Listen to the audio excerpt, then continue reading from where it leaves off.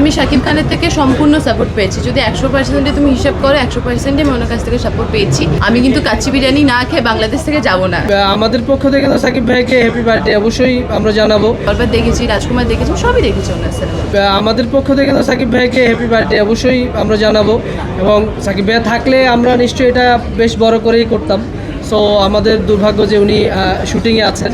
So এটাকে আমরা হয়তো চেষ্টা করব যে স্পেশাল স্ক্রিনিংয়ের দিন দেখে আমরা এটাকে আমরা একসাথে উপভোগ করতে পারি কিনা, আমরা কিছু একটা করার চেষ্টা করব।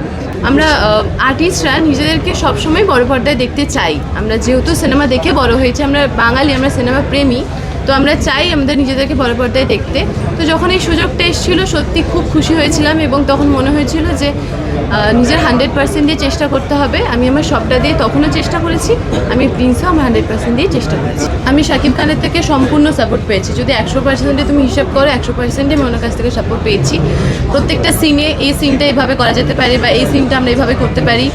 এবং ওই যে বললাম আমি একটু আগে, যে ওনাকে আমি যেভাবে একটা ভালো সিনেমা বানানোর জন্য যেই ওনার মধ্যে যে খিদেটা আমি এখনো পর্যন্ত দেখি, এইটা আমার কাছে অনেক অনেক অনেক কিছু শেখার মতো।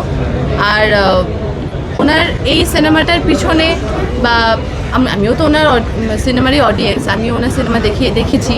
তো প্রিন্সও যখন শুনেছিলাম ওনার সঙ্গে কাজ করবো, আমি ভীষণ এক্সাইটেড ছিলাম। এবং ফ্লোরে এসে আমি আরেকটা কথা বলি, আমি ওনার নামে অনেক কথাও শুনেছিলাম, উনি খুব রাগী, উনি নাকি কথা বলেন না, এরকম অনেক কথা শুনেছিলাম। বাট বিশ্বাস করুন, প্রথমবার শট দেওয়ার পর আমার এসব একদম কিচ্ছু মনে হয়নি।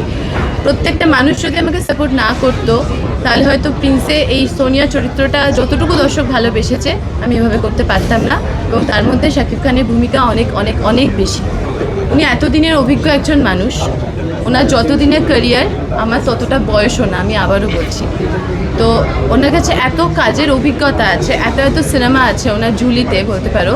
তো সেই সিনেমা সঙ্গে উনি থেকেছেন, এবং ওনার পাস্ট এক্সপিরিয়েন্স, কোনটা করলে কি হতে পারে, আমি কিভাবে এগোতে পারি, বা এই সিনটা আমি এভাবে করলে এটা হতে পারে, কাজের জায়গা থেকে আমি ওনার কাছ থেকে প্রচণ্ড প্রচণ্ড বেশি সহযোগিতা পেয়েছি।